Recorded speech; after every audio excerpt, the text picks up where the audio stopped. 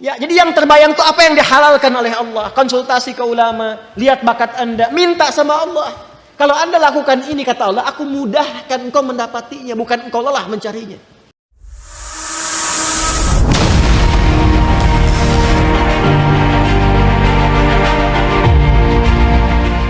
Allah, kami beriman. Apa manfaat iman kami untuk rizki kami? Ini mahal ini informasinya, karena dari Quran langsung. Apa manfaat iman kami untuk rizki kami? Maka bagi insan beriman dipindahkan oleh Allah ayatnya dari hukum umum ke hukum khusus. Pertanyaannya, sampai malam ini waktu Indonesia bagian barat ini, dari Bekasi, kita semua, kita udah masuk ke hukum ini belum? Pertanyaannya begini, kita beriman tidak? Beriman. Sekarang Allah turunkan hukum khusus bagi insan beriman yang tidak berlaku umum. Kalau kita ikuti, maka terjawab pertanyaan kita, ya Allah, apa manfaat iman kami kepadamu yang hubungannya dengan rizki? Ya, dampak iman kami terhadap rizki apa? Maka diturunkanlah ayat 172 di surah Al-Baqarah itu. Yang tadi 168 sekarang pindah ke 172. Paling kiri agak ke atas sedikit ya. Maka yang tadi ya ayyuhan nasu, yang ini ya ayyuhalladzina amanu. Sudah beda ya? Yang Al-Baqarah 168 ya ayyuhan nas. Al-Baqarah 172 ya ayyuhalladzina amanu. Jelas? Hei semua yang telah menyatakan dirinya beriman. Kulu tetap sama dulu. Ikhtiarnya sama. Jadi bukan berarti sudah beriman gak ada ikhtiar. Tetap kamu pun kalau sudah beriman tetap hukum ikhtiar berlaku, kata Allah. Yang gak bisa, ya Allah, asyhadu an la ilaha illallah, asyhadu anna Muhammadar Rasulullah, jatuh emas 10 kilo dari langit, boom. Gak begitu. Tetap ikhtiar, kulu, kerja juga. Tapi perhatikan cara bekerjanya insan beriman. Ini yang ingin saya maksudkan. Dan ini bukan sesuatu yang menghasilkan keluhan. Jadi kalau kita sudah mengerti dan benar-benar beriman, ikuti ayat ini, perhatikan jaminannya. Kulu min thayyibati ma razaqnakum. Fokus ke sini.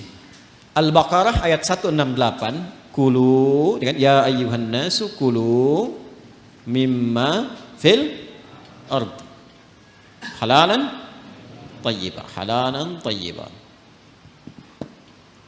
Ya ayyuhan nas. Al-Baqarah 172. Ya ayyuhalladzina amanu. Nah, saya highlight ya. Yang ini ya ayyuhan nas, manusia, hukum umum, ini sifatnya universal. Yang ini ya ayyuhalladzina amanu, spesifik untuk insan beriman. Yang ini kulu mimma fil ardi. Yang ini kulu min thayyibati ma razaqnakum. Insyaallah. Fokus baik-baik. Pada hukum umum ya ayyuhan nasu kulu mimma fil ardi, hukum ikhtiarnya dibuat oleh Allah Subhanahu wa taala dengan hukum umum yang rizkinya akan turun berdasarkan dengan kerasnya ikhtiar. Semakin tinggi ilmunya, semakin banyak kerjanya, semakin juga berbanding lurus dengan rizki atau kuantitas rizki yang didapatkan. Jadi kalau kerjanya makin keras, ya kan? Makin kuat, makin disiplin, makin banyak waktunya, maka demikianlah kuantitas rizki makin datang, makin banyak, makin banyak, makin banyak. Bagi insan beriman, Allah rubah hukumnya. Perhatikan, kulu min thayyibati, dihapuskan kalimat mimma fil ardinya. Ini asalnya begini bunyinya, min, ma. Kulu silahkan kerja, aktivitas ikhtiar. Mimma fil ardi, di setiap tempat yang kamu bisa jejak di bumi. Gak ada di sini, pindah sini, pindah sini, pindah sini, mencari. Ya kan? Bagi insan beriman yang benar imannya, oleh Allah dihilangkan kalimat ininya, maksudnya tidak digunakan kalimat ini. Kulu langsung pindah ke sini. Kata thayyib dijamakkan berbentuk thayyibat. Dibuang halalnya, dimunculkan kata thayyibnya dalam bentuk jamak. Kulu min thayyibati ma razaqnakum. Dan yang paling dahsyat diganti kata mimma fil ardi dengan kalimat ma razaqnakum. Perhatikan cara menerjemahkannya. Kalau kita baca Quran, bacanya begini, ya ayyuhalladzina amanu kulu min thayyibati ma razaqnakum. Tapi kalau kita terjemahkan, cara membacanya begini. Hai semua insan beriman, ma razaqnakum, telah banyak aku siapkan. Dengan keagunganku aku telah siapkan rizki untukmu. Jelas? Paham gak sampai sini? Nah, bagaimana cara mendapatinya? Maka mencarilah, berikhtiarlah untuk mendapatkan aku yang telah siapkan itu, yang telah aku siapkan itu dengan imanmu. Bagaimana ya Allah cara mencari rizki dengan iman? Pertama, Allah buang pada bagian kedua kata halal yang gak disebutkan.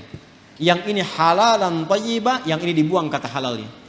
Tidak ditemukan kata halal. Ya ayyuhalladzina amanu kulu min thayyibati, halalnya kemana? Kenapa dibuang kata halal? Karena bagi insan beriman itu, imannya sudah otomatis membimbing ia pada segala yang halal. Pengertiannya apa? Pengertiannya, setiap insan beriman itu mustahil mencari yang haram. Jadi kalau kita insan beriman selalu terpikir mencari yang halal, itu rizkinya Allah akan dekatkan kepada kita. Sehingga tidak lelah mencarinya. Itu maksudnya.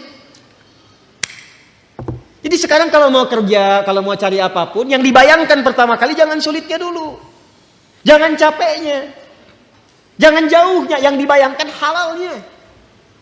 Ya, jadi yang terbayang itu apa yang dihalalkan oleh Allah. Konsultasi ke ulama, lihat bakat Anda, minta sama Allah. Kalau Anda lakukan ini, kata Allah, aku mudahkan engkau mendapatinya, bukan engkau lelah mencarinya. Itu yang dimaksudkan. Nah, kalaupun sudah dapat, iman itu akan membimbing kita untuk selalu menyikapi rezeki dengan asas manfaat. Jadi yang Allah berikan nanti berkahnya. Dan berkah itu nggak dilihat pada banyaknya. Nggak dilihat pada banyaknya, karena setiap yang berkah itu pasti mengandung manfaat. Di ciri insan beriman itu sudah nggak lelah mendapatinya, lalu nafsunya ditata oleh Allah supaya memanfaatkan apa yang dicari itu, segala yang bermanfaat untuk dirinya saja. Jadi akhirnya dia nggak sibuk banyak berpikir sesuatu, yang penting bermanfaat untuk dirinya dia dapatkan. Saya beri contoh begini yang paling gampang memahaminya. Bapak Ibu kalau haus itu butuh apa? Minum. Sederhananya kan ada minuman, kita minum selesai haus kan? Itu konsep dasarnya. Jadi kalau ada air bening, ini air misalnya bening, airnya bagus, menyehatkan, baik. Kalau diminum, hausnya hilang nggak? Nah, itulah asas manfaat namanya. Saya bukan ingin contohkan saya minum, bukan. Saya tidak terbiasa ceramah sambil minum. Ya, karena memang nggak mungkin ceramah sambil minum itu ya. Ya, simpan dulu. Itu. Yang saya ingin katakan, prinsip minum itu menghilangkan haus. Tapi persoalannya ketika nafsu menunggangi itu, ini masalah. Minum Pak, nggak mau yang ini ah, pengen buah naga.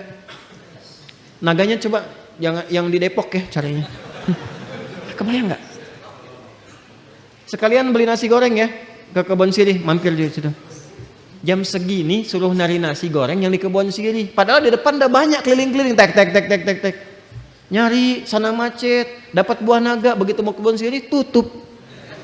Kayaknya nggak makan gitu. Itulah nafsu. Itulah nafsu. Kalau sudah ditunggangi oleh nafsu berdasarkan provokasi setan. Paham nggak sampai sini? Maka insan beriman itu kalau dia mencari rizki dengan imannya, maka Allah akan bimbing dia mendapatkan rizki itu dan dijamaahkan bentuk thayyibnya dalam bentuk berkah. Min thayyibati, aku tambahkan kualitasnya sekalipun dalam pandangan manusia kuantitasnya terlihat sedikit. Contoh begini, 1 juta dengan 10 juta banyak mana? Tapi kalau 1 jutanya berkah, maka akan berbeda kisahnya. Akan berbeda kisahnya. 1 juta kalau berkah dengan 10 juta tidak berkah, demi Allah saya katakan 10 juta tidak berkah, besok dipakai besok habis. 1 juta berkah, besok dipakai sampai akhir bulan gak habis-habis. Gak habis-habis. Saya pernah kisahkan ini kan, saya punya teman dulu di Tripoli itu. Ya, dia dari Bukit Tinggi itu diberikan oleh ibunya yang penyayang. Masya Allah, rizki yang paling halal yang pernah dikumpulkan oleh ibunya, sejumlah $50. Ia berangkat teman-teman sampai di Tripoli selama 4 tahun, itu nggak habis $50 itu. Dan nggak pernah terpakai $50. Sampai dia berazam mohon pada Allah, saya ingin ganti perjuangan ibu saya memberi saya ini dengan menghajikan beliau, dan dikabul oleh Allah.